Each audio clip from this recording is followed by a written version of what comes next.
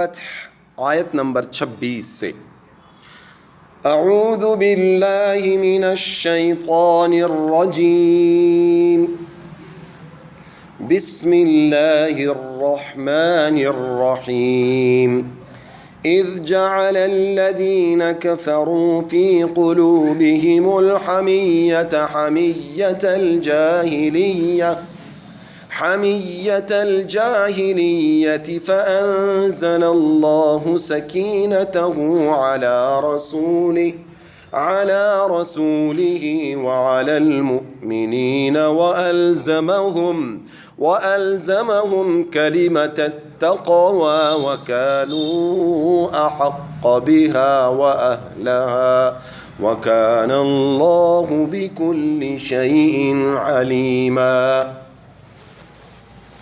جب رکھی منکروں نے اپنے دلوں میں نادانی کی ضد، پھر اتارا اللہ نے اپنی طرف سے اطمینان اپنے رسول پر اور مسلمانوں پر، اور قائم رکھا ان کو ادب کی بات پر، اور وہی تھے اس کے لائق اور اس کام کے، اور ہے اللہ ہر چیز سے خبردار۔ دیکھیے اللہ تعالیٰ کیا فرما رہے ہیں، وَأَلْزَمَهُمْ كَلِمَةَ التَّقْوَى وَكَانُوا أَحَقَّ بِهَا وَأَهْلَهَا۔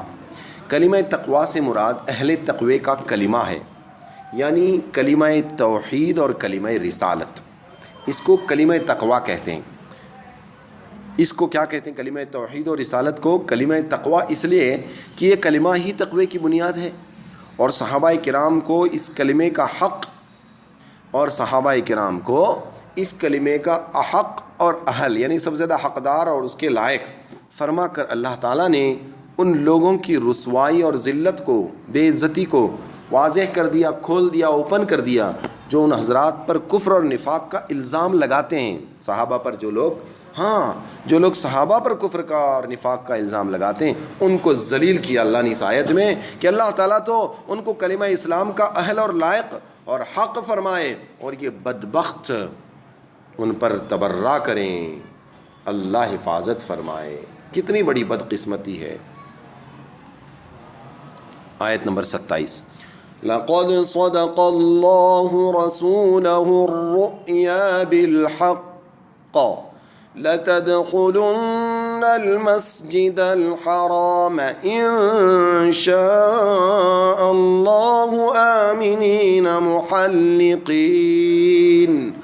محلقين رؤوسكم ومقصرين لا تخافون فعلم ما لم تعلموا فجعل من دون ذلك فتحا قریبا۔ اللہ نے سچ دکھلایا اپنے رسول کو خواب۔ کیا فرما رہے ہیں اللہ نے سچ کر دکھلایا اپنے رسول کا خواب، تحقیق کی کہ تم داخل ہو رہے ہوں گے مسجد حرام میں، اگر اللہ نے چاہا آرام سے، بال مونڈتے ہوئے اپنے سروں کے اور کترتے ہوئے بے کھٹکے، پھر جانا وہ جو تم نہیں جانتے، پھر مقرر کر دی اس سے ورے ایک فتح نزدیک، اس سے پہلے ایک نزدیک میں فتح بھی مقرر کر دی۔ یعنی دیکھیں نا اللہ تعالیٰ اس آیت میں کتنا اچھی طرح سے اپنے نبی کو جو ہے خوشخبری دے رہے ہیں کہ تم مسجد حرام میں، اب کیونکہ ان کو روکا گیا ہے نا، مسجد حرام سے ان کو روکا گیا تھا، صلح حدیبیہ کے وقت وہ خالی ہاتھ آئے تھے، تو اللہ بشارت دے رہے ہیں نہ ڈرنے کی بات نہیں، تم داخل ہونے والے ہیں۔ بے شک اللہ تعالیٰ، تفسیر سنیے، بے شک اللہ تعالیٰ نے اپنے رسول کو سچا خواب دکھلایا ہے جو مطابق واقعے کے ہے، تم لوگ مسجد حرام میں انشاءاللہ ضرور جاؤ گے، امن و امان کے ساتھ کہ تم میں کوئی سر منڈاتا ہوگا، کوئی بال کتراتا ہوگا، تم کو کسی کی طرف کوئی ڈر، اندیشہ، خوف نہیں ہوگا۔ چنانچہ سال آئندہ ایسا ہی ہوا، اور اس سال سے تاخیر کی وجہ یہ ہے کہ اللہ تعالیٰ کو وہ باتیں اور وہ حکمتیں معلوم ہیں جو تم کو معلوم نہیں، اس لیے اللہ نے ایک سال کی تاخیر کی۔ ان حکمتوں میں سے ایک یہ بھی ہے کہ پھر اس خواب کے واقع ہونے سے پہلے تم کو ایک قریبی فتح یعنی خیبر کی فتح بھی دے دی، تاکہ اس مسلمانوں کو ذرا قوت اور سامان حاصل ہو جائے اور وہ پورے اطمینان کے ساتھ عمرہ ادا کریں۔ جیسا کہ ایسا ہی واقعہ ہوا، وہ اللہ ایسا ہے کہ اس نے اپنے رسول کو ہدایت کا سامان یعنی قرآن اور سچا دین اسلام دے کر بھیجا، تاکہ اس دین کو تمام دینوں پر غالب کر دے، تاکہ کیا فرما رہے ہیں کہ اس سے مسلمانوں کو قوت اور سامان حاصل ہو جائے، اس لیے تھوڑی تاخیر کی، اور پوری اطمینان کے ساتھ عمرہ ادا کریں۔ جیسا کہ آگے ہوا، وہ اللہ ایسا ہے کہ اس نے اپنے رسول کو ہدایت کا سامان یعنی قرآن دیا اور سچا دین یعنی اسلام دے کر بھیجا، تاکہ اس دین کو تمام دینوں پر غالب کر دے۔ کیا فرما رہے ہیں؟ دھیان سے سنیے، یہ دین اس لیے دے کر بھیجا تاکہ دنیا کے تمام دینوں پر اس دین کو اللہ غالب کر دے، اس کو ہی بڑھوتری عطا کرے اللہ تعالیٰ۔ یہ غلبہ حجت اور دلیل کے اعتبار سے تو دائمی اور ہمیشہ ہے، کہ ثبوت، پروف، حجت، دلیل یہ تو اس کے ساتھ ہیں ہی اور ہمیشہ رہیں گے ہی۔ اس اعتبار سے تو یہ سب سے زیادہ پرفیکٹ اور سب سے زیادہ غالب رہے گا، سب پر جیتا ہوا، اور شوکت اور سلطنت کے اعتبار سے بھی اللہ اس کو غلبہ ہی عطا فرمائے گا، مگر ایک شرط کے ساتھ۔ وہ یہ ہے کہ اہل دین یعنی مسلمان باصلاحیت ہوں، ان کے اندر صلاحیت ہو ساری دنیا کو سنبھالنے کی۔ جب یہ شرط نہیں ہوگی، ان کے اندر طاقت اور صلاحیت نہیں ہوگی، تو پھر جو ظاہری غلبہ ہے نا اس کا وعدہ نہیں ہوگا۔ ہاں، ثبوت، حجت اور دلیل کے اعتبار سے تو دین اسلام غالب رہے گا، لیکن شان و شوکت اور سلطنت وہ اسی وقت ملے گی جب یہ صلاحیت مسلمانوں میں ہو۔ اور چونکہ صحابہ کرام میں یہ شرط موجود تھی، جیسے کہ اگلی آیت میں جو صحابہ کے متعلق آ رہی ہے ان میں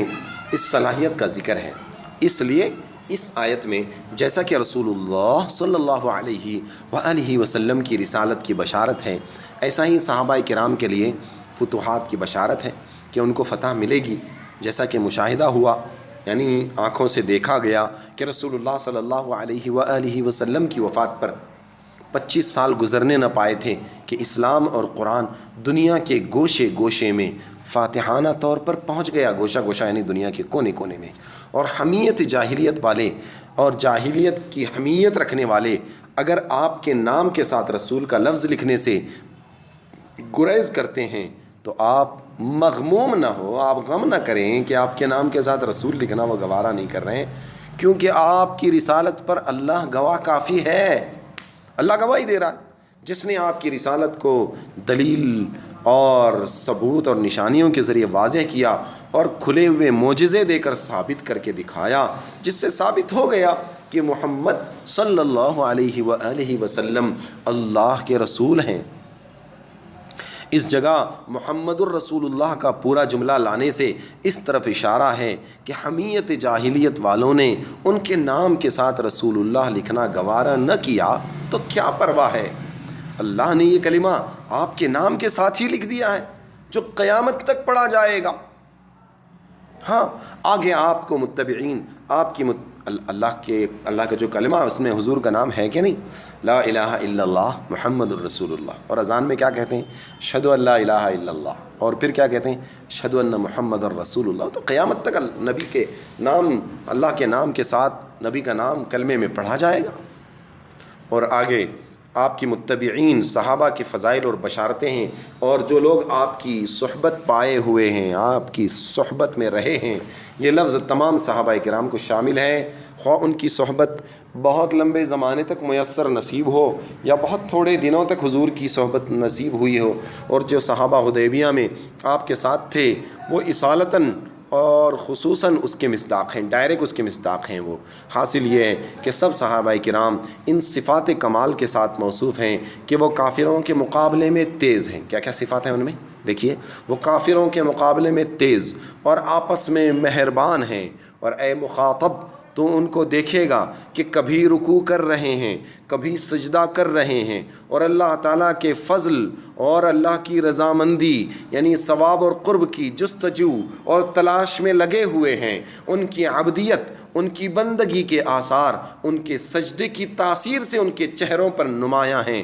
ظاہر ہیں۔ مراد ان آثار سے خشوع اور خضوع کے نور اور انوار ہیں جو مومن متقی کے چہرے پر عموماً دیکھنے میں آتے ہیں۔ یہ ان کے اوصاف مذکورہ تورات میں بھی لکھے ہوئے ہیں، انجیل میں ان کا یہ وصف لکھا ہوا ہے، جیسے کھیتی کہ اس نے اول زمین سے اپنی سوئی نکالی، پھر اس نے مٹی، پانی، ہوا وغیرہ سے غذا پا کر اپنی اس سوئی کو طاقتور کیا، یعنی یہ کھیتی قوی ہو گئی، پھر وہ کھیتی اور موٹی ہوئی، پھر اپنے تنے پر سیدھی ہو کر کھڑی ہو گئی، اپنے ہرے بھرے ہونے سے کسانوں کو بھلی معلوم ہونے لگی۔ اسی طرح صحابہ میں اول ضعف تھا، کمزوری تھی، پھر روزانہ قوت بڑھتی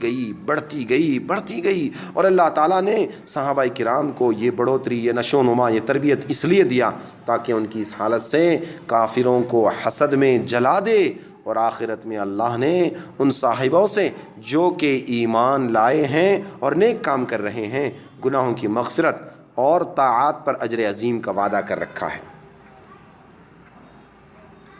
اب کچھ مسئلے، کچھ معارف سنیے۔ جب صلح حدیبیہ مکمل ہو گئی اور یہ بات طے ہوئی صلح میں کہ اس وقت بغیر مکہ میں داخل ہوئے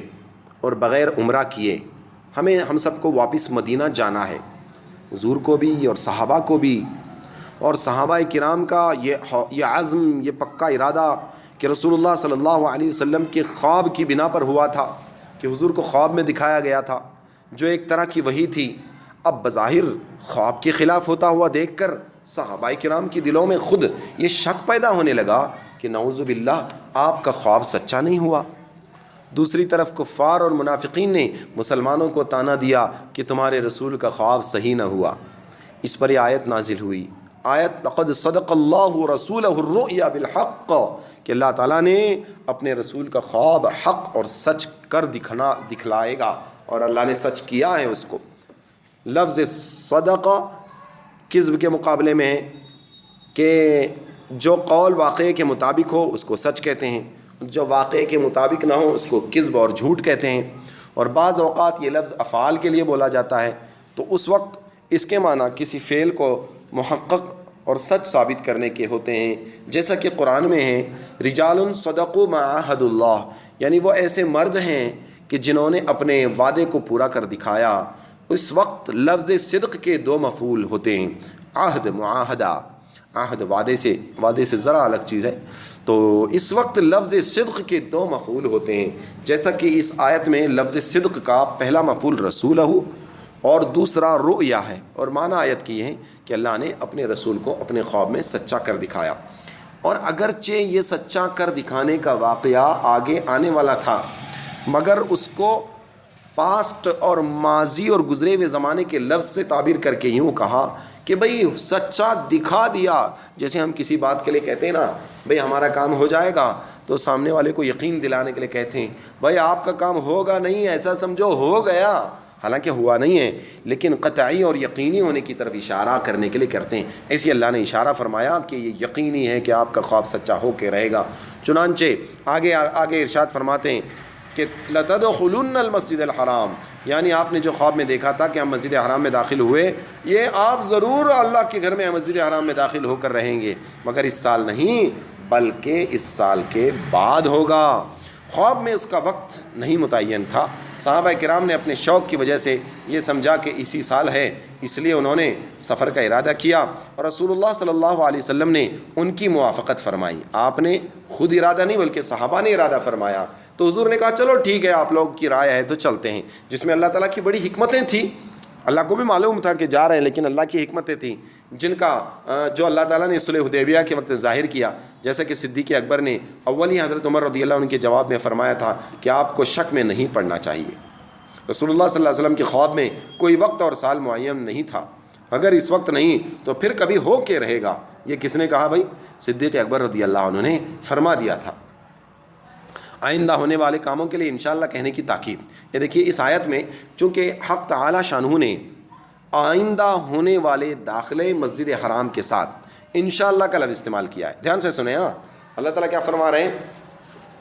لَتَدْخُلُنَّ الْمَسْجِدَ الْحَرَامَ إِنشَاءَ اللَّهُ آمِنِينَ، تم ضرور بھی ضرور مسجد حرام میں داخل ہو جاؤ گے انشاءاللہ امن کے ساتھ۔ تو اللہ نے انشاءاللہ کہا نا، اللہ تعالیٰ خود اپنی مشیت کے عالم ہیں اور ان کو اس کے کہنے کی کوئی ضرورت نہیں ہے۔ انشاءاللہ تو ہم بندے کہیں گے نا اگر اللہ نے چاہا،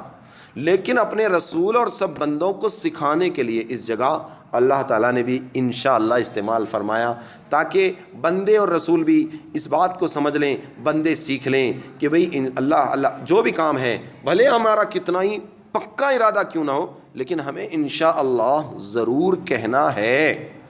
اور آیت محلقین رؤوسکم ومقصرین، صحیح بخاری میں ہے کہ اگلے سال عمرہ قضا میں، یعنی وہ عمرے کی قضا میں، حضرت معاویہ رضی اللہ عنہ نے حضرت صلی اللہ علیہ وسلم کے منہ مبارک قینچی سے تراشے تھے۔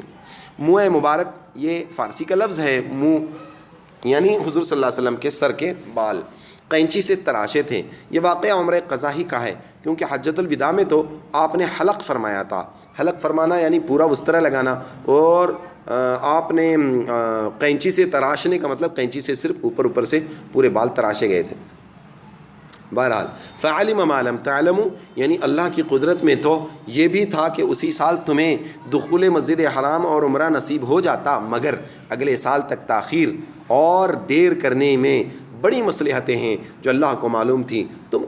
ان کو نہ جانتے تھے۔ من جملہ ان مصلحتوں کے ایک یہ بھی تھا کہ اللہ تعالیٰ نے چاہا کہ اس سے پہلے خیبر فتح ہو کر مسلمانوں کی قوت اور سامان میں اضافہ ہو جائے اور وہ فراغت اور اطمینان کے ساتھ عمرہ ادا کریں، اسی لیے فرمایا فجعل من دون ذلك فتحا قریبا، کہ اس سے پہلے تمہارے لیے ایک